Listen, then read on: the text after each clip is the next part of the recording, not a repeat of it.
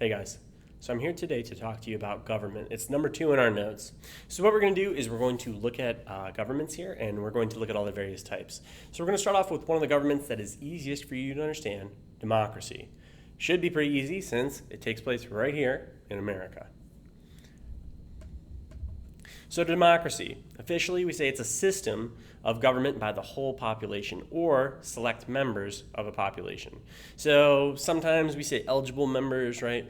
This implies specifically to people that are over 18. So for example, in the United States, anyone under the age of 18 is not represented. They can't go ahead and vote. They don't have a true democracy. We also don't have a true democracy when it comes to people losing their right to vote, right? So in many states, some convicted felons lose their right to vote even once they are released. So it doesn't always apply, but typically democracy is when most of the members of a population get to vote. There are 3 different types of branches that are inside the U.S. government. So we have the Congress. They're the group that's responsible for making laws. We have the executive branch, which is the group responsible for actually enforcing the law. So it's the president and any agencies that he commands or she commands. And then we have the judicial branch, which includes all the different court systems in the country. From the Supreme Court all the way down to your local court in Butner, they're all part of the court system in the judiciary. There's a really great video. I can't show it to you just now because probably violates copyright infringement, but I'll put it in the description below. And so this video is Three Ring Circus. It's Schoolhouse Rock. And in this video, it basically shows you how the 3 different parts of our government all will balance out with each other using checks and balances to make sure that one doesn't become any stronger than the other. And it sort of goes over the roles of the government too, so it's definitely worth watching. Congress, we talked about what they do, right? So Congress's purpose is basically to take bills, which are ideas that have been written into bill form, and they bat them around committees. If that committee eventually says, okay, we want to take this to the full House or to the full Senate, they can do that. So what happens is they take it to the full Senate, the full House, they review it, they make some changes, and they vote on it. If it passes, it goes from either the House or the Senate to the opposite member. This is called a bicameral legislature. So essentially there are 2 houses in our Congress. Both have to agree on a bill before it is eventually sent to the executive branch, where it becomes a law if signed. So the key thing here is the House might come up with a bill, they send it over to the Senate. The Senate might make changes, then it goes over to the House. And this can happen over and over and over. Once they agree, they will send it to the president. The president has the ability to sign it, and that bill becomes a law.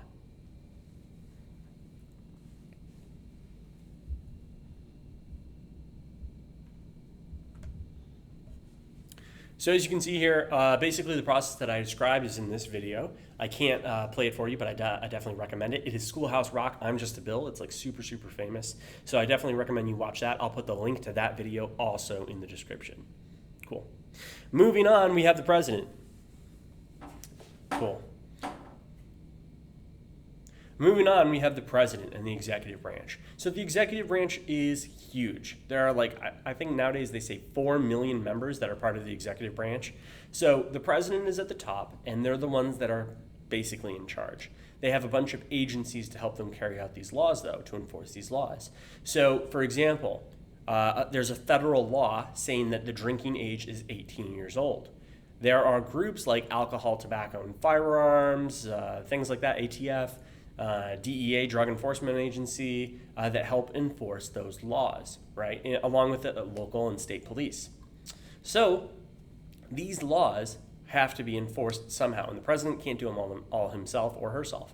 So they send these agencies out to do it along with millions of workers.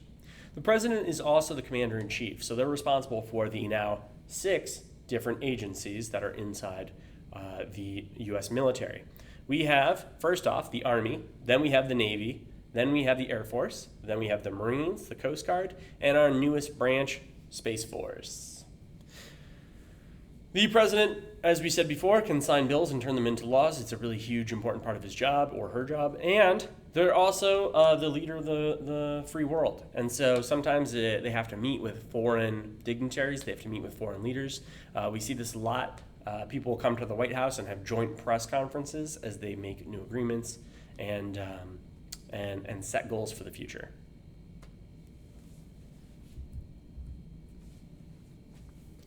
The judicial branch.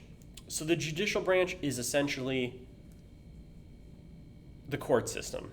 It goes from the Supreme Court, which is the extreme high end of the court system, down to the local court, which is at the bottom. And there are several different layers in this court system. Now, you don't have a constitutional right to go up to the Supreme Court whenever you have an argument. There's plenty of examples on TV and those kinds of things. But what you do have is the option to appeal. You can go from a local court to a county court to a state court, and you can keep appealing up and up and up. And if your case is important enough, the Supreme Court could possibly choose to hear it. So what the Supreme Court does is they basically interpret the law. They look at the law and they say, okay, does this apply or does it not? So for example, one of the most famous amendments, the Second Amendment, says you have the right to bear arms. So you have the right to own a firearm. That's basically how we interpret it today. But does that include having bump stocks? Does that include having fully automatic machine guns? Does that include 50 cal sniper rifles? It's up for debate, right? What really is included when we say the right to bear arms? And so the Supreme Court helps to determine that. Very similarly, with the First Amendment, we have the freedom of speech. Is somebody going on Twitter and saying that they want to kill somebody else protected free speech? Well, that's up for the Supreme Court to decide. The Supreme Court, in some cases, can rule things unconstitutional. So, for instance, if there was a law passed in certain states that tried to violate your federal rights, the Supreme Court might say, whoa, this is unconstitutional, and they can reverse it or undo it. Sometimes this sets precedent. So basically it will set an example for other states. Oftentimes, if there's disagreements among different states and laws are being enforced differently, the Supreme Court can get involved and basically set everyone straight. So their law, or their interpretation of the law, is the very top, and whatever they say goes, essentially. There are 9 members currently on the Supreme Court. How this works is historically we've had less than 9. We've had 3, I think, at the very beginning, and we've worked our way up to 9. So essentially, we like to have these odd numbers because that way there won't be a tie, right? The worst thing that you can have is you hear a case in the Supreme Court and then there's a tie. There's no decision. It splits 4-4 or splits 2-2 or whatever. That's not what you want. You want there to be a decision. So by having an uneven number, an odd number, we will have a decision no matter what, as long as all members of the Supreme Court vote. One cool fact about being on the Supreme Court is once you're appointed to the Supreme Court by the president and you get Senate approval, which is kind of hard to do, once you get those 2 things out of the way, you are on the Supreme Court for life. There are only a couple of ways that you can be removed. One is if the court votes to remove you because you did something super illegal. 2, you have some sort of mental incapacity and you're no longer able to do your job correctly. Or 3, you die.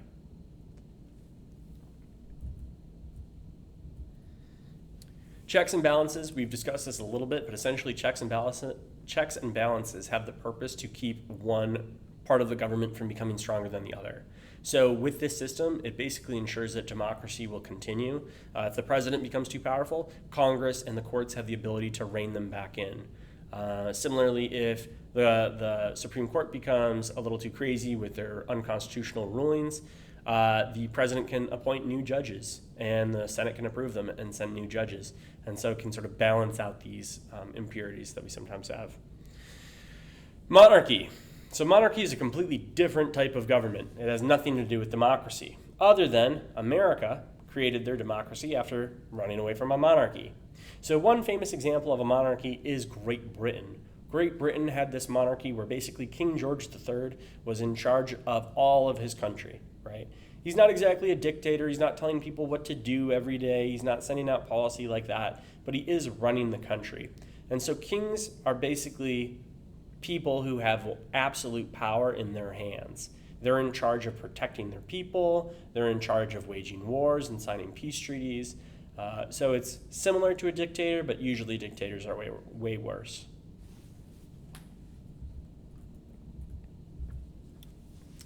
There is what's called royal succession.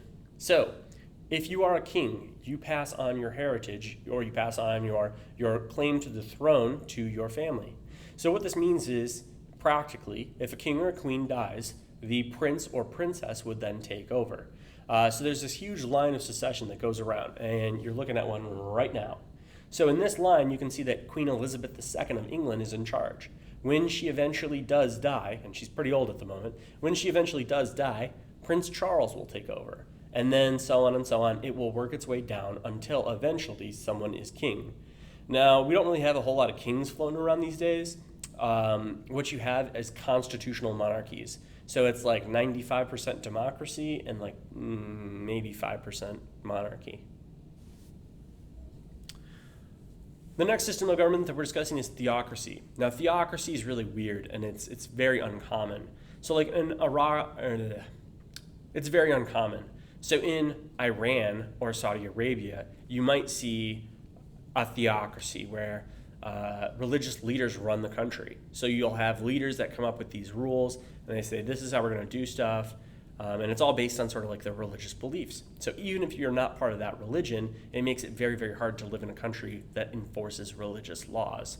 Similarly, with the Vatican, it's run by the Catholic Church. And so if you were not Catholic and you were living in the Vatican somehow, probably wouldn't be a whole lot of fun, right? You're having these laws enforced by the religious system that exists there.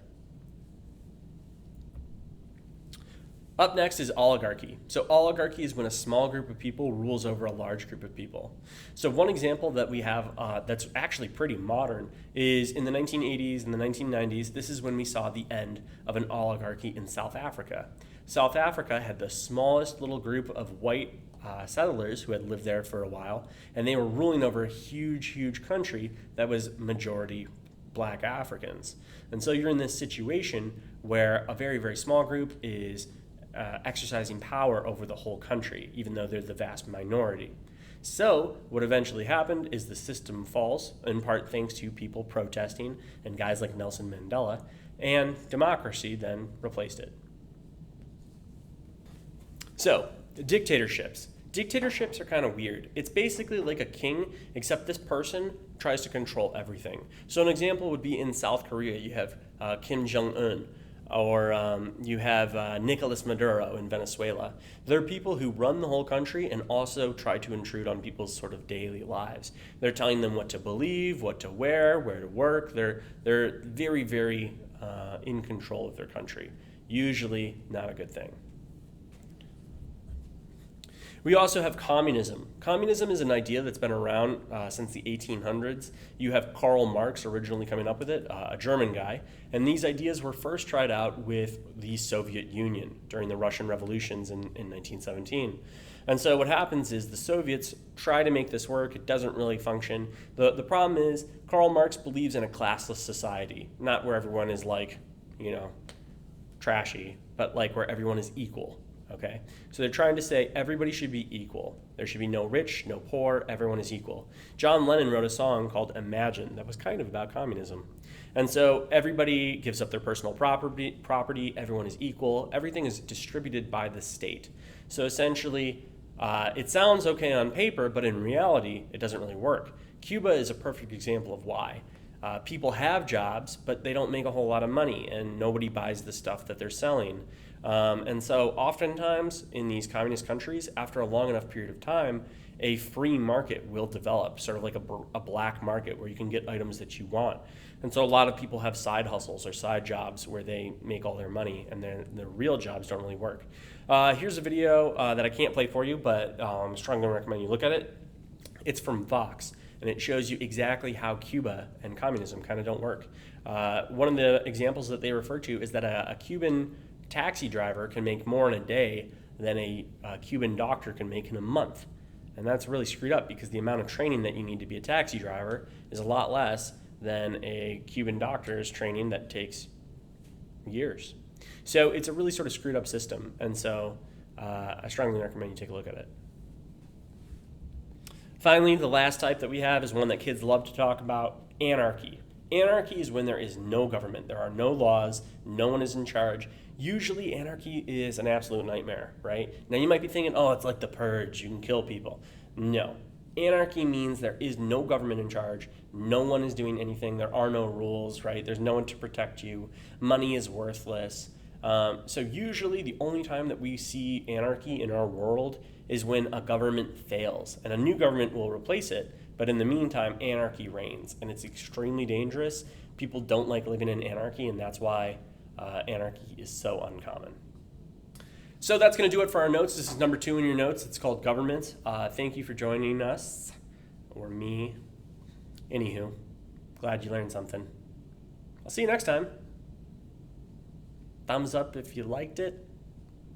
Smash that subscribe if you loved it. Thanks.